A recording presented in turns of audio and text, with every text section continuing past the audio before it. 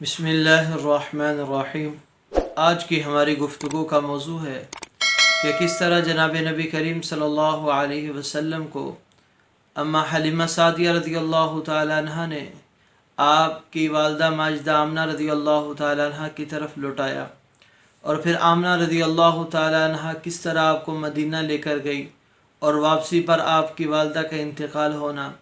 اور ایمن رضی اللہ تعالیٰ عنہ کے ساتھ مکہ واپسی کا ہونا، اور ابو طالب عبد المطلب آپ کے دادا کی پرورش میں رہنا، پھر آپ کے دادا کے انتقال کے بعد آپ کے چاچا کی کفالت میں آنا۔ چنانچہ سب سے پہلے حضرت حلیمہ سعدیہ رضی اللہ تعالیٰ عنہ جب آپ ان کے پاس موجود تھے، اور کل کے درس کے اندر ہم نے بات کی تھی کہ وہ آپ صلی اللہ علیہ وسلم کے شق صدر کے بعد بہت گھبرا گئی، پریشان ہو گئی،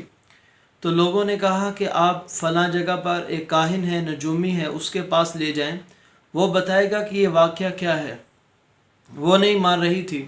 لیکن لوگوں کے بار بار اصرار کرنے پر وہ اس کاہن کے پاس چلی گئی۔ کاہن نے کہا کہ یہ سارا واقعہ جس بچے سے پیش آیا ہے اس بچے سے پوچھا جائے۔ جب نبی کریم صلی اللہ علیہ وسلم سے پوچھا گیا اور آپ صلی اللہ علیہ وسلم نے بتایا کس طرح دو انسان آئے، میرا سینہ چاک کیا اور پھر دل نکالا اور پھر واپس رکھا اور مہر لگائی، تو راہب سب کچھ سن بھی رہا تھا اور دیکھ بھی رہا تھا کہ واقعہ سچ اور حق ہے۔ تو اچانک یوں اچھلا اور کودا اور آپ کو اپنے سینے پر اوپر اچھالا اور کہا کہ لوگو، اے اہل عرب کے لوگو، وہ شر آ چکا ہے نعوذ باللہ،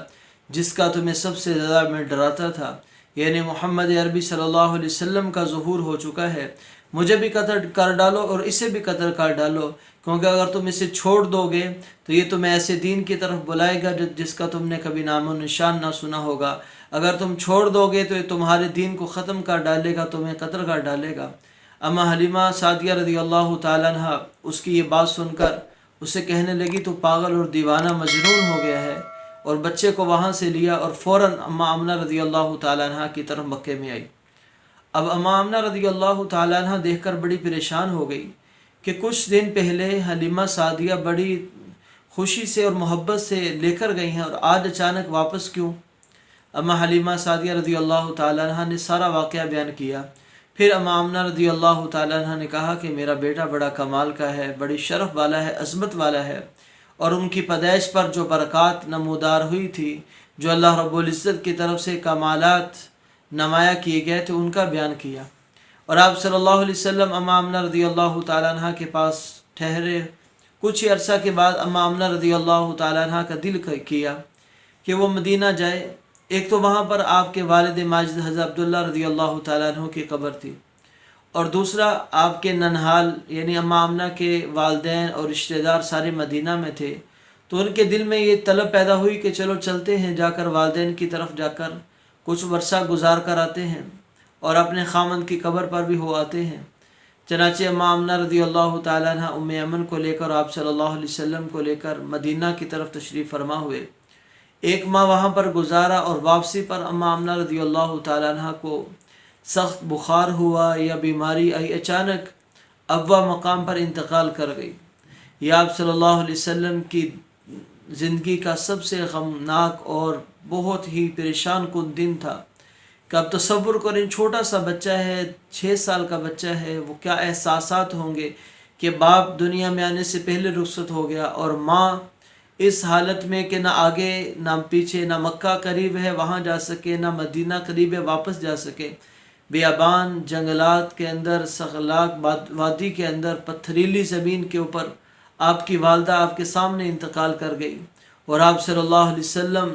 یوں ماں کی قبر کے ساتھ لپٹ کر روئے، اور آپ صلی اللہ علیہ وسلم بار بار وہاں سے ایمن رضی اللہ تعالیٰ عنہ کو اٹھا رہی تھی، لیکن آپ صلی اللہ علیہ وسلم نہیں اٹھ رہے تھے۔ روتی آنکھوں کے ساتھ آپ اپنی والدہ کو ابوا مقام پر الوداع کر کے ایمن رضی اللہ تعالیٰ عنہ کو لے کر مکہ میں آئی۔ تو ایمن رضی اللہ تعالیٰ عنہ کے بارے میں پہلے تو ہم یہ جان لیں کہ وہ کون تھی۔ ایمن رضی اللہ تعالیٰ عنہ یہ آپ کے والد عبداللہ رضی اللہ تعالیٰ عنہ کی کنیز تھی، ان کی باندی تھی۔ ان کے انتقال کے بعد آپ کی والدہ ماجدہ اماں آمنہ کے ساتھ منسلک ہو گئی۔ ان کے انتقال کے بعد انہوں نے آپ صلی اللہ علیہ وسلم کی تربیت اور پرورش کی۔ یہ ایمن رضی اللہ تعالیٰ عنہ ہیں جو ابتدا میں اسلام لے آئی تھی اور اسلام کے لیے بڑی مشقتیں برداشت کی تھی، اور حبشہ کی طرف ہجرت کی، پھر مدینہ کی طرف ہجرت کی، اور آپ صلی اللہ علیہ وسلم کے ساتھ بڑی محبت اور عقیدت رکھتی تھی۔ یہی حضرت اسامہ بن زید رضی اللہ تعالیٰ عنہ کی والدہ بھی بنی ہیں۔ یہی ایمن رضی اللہ تعالیٰ عنہ ہیں جو غزوہ احد کے موقع پر جب لوگوں کے پاؤں اکھڑ رہے تھے اور لوگ آپ صلی اللہ علیہ وسلم کو چھوڑ کر بھاگ رہے تھے، تو یہ انتہائی بہادری کے ساتھ لوگوں کے جذبات بلند کر رہی تھی اور لوگوں کو آپ کی حفاظت پر ابھار رہی تھی، ایسے اشعار پڑھ رہی تھی جس کے اندر لوگوں میں دوبارہ جنگ کا جذبہ پیدا ہو سکے۔ اور خیبر کے میدان میں بھی انہوں نے خوب اپنی ہمت اور دلیری کو دکھایا اور مریضوں اور زخمیوں کی بڑی تیمارداری کرنے والی تھی۔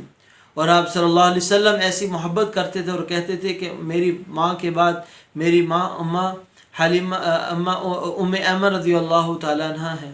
آپ صلی اللہ علیہ وسلم بڑا اعزاز اور ان کا تعظیم کیا کرتے تھے۔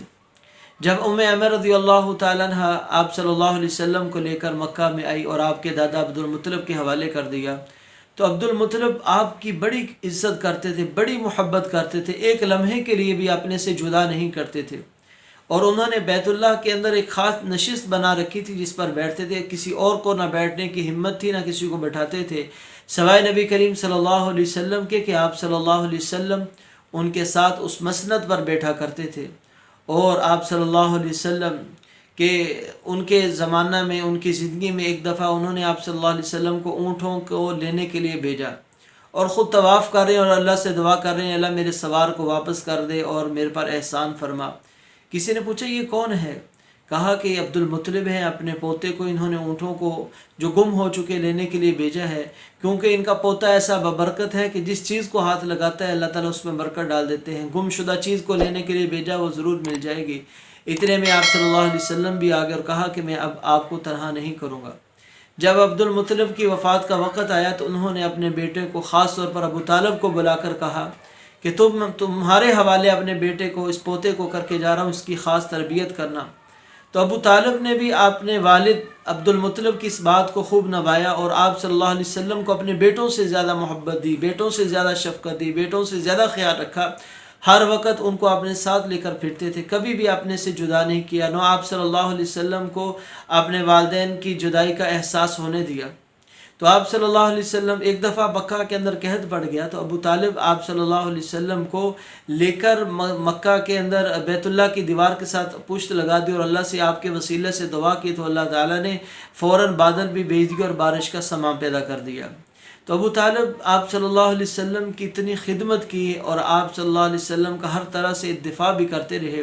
لیکن آپ صلی اللہ علیہ وسلم کی لائے ہوئے دین کو قبول نہ کر سکے۔ اللہ تعالیٰ نے بعد میں جب منع کر دیا کہ آپ ان کے لیے استغفار بھی نہیں کر سکتے، اور یہ بھی بتا دیا کہ جس کو ہم چاہیں گے ہدایت دیں گے، جسے آپ چاہیں گے ہدایت نہیں دے سکتے۔ تو ابو طالب آخری وقت میں بھی آپ صلی اللہ علیہ وسلم انہیں اسلام پیش کرتے رہے، لیکن ابو جہل بیٹھا ہوا تھا، بار بار انہیں عار دلا رہا تھا، جس کی وجہ سے وہ اسلام قبول نہ کر سکے۔ لیکن آپ صلی اللہ علیہ وسلم ان کے بھتیجے تھے، ان کی خدمات ہیں آپ صلی اللہ علیہ وسلم کے لیے۔ تو یہاں تک ہم نے آپ صلی اللہ علیہ وسلم کی زندگی، یعنی لڑکپن کا زمانہ، یہ تقریباً آپ صلی اللہ علیہ وسلم 8 سال کی عمر میں جب آپ کے دادا کا انتقال ہو گیا، اس وقت آپ صلی اللہ علیہ وسلم انتہائی طور پر پریشانی کی حالت میں تھے اور انتہائی غمگین حالت میں تھے، اور فرمایا، روایت میں آتا ہے کہ جنازے کے پیچھے روتے ہوئے بھاگتے جا رہے تھے۔ آپ صلی اللہ علیہ وسلم سے پوچھا گیا کہ آپ کو اپنے دادے کے زمانہ یاد ہے، ان کی وفات یاد ہے؟ تو فرمانے لگے کہ ہاں، اس وقت میں 8 سال کا تھا، یعنی آپ صلی اللہ علیہ وسلم نے اپنے ہوش و حواس میں سب کچھ دیکھا۔ اب اللہ تعالی ہمیں اپنے نبی کریم صلی اللہ علیہ وسلم کی کامل محبت عطا فرمائے اور آپ صلی اللہ علیہ وسلم کے نقش قدم پر چلنے کی توفیق عطا فرمائے۔ مع السلامہ۔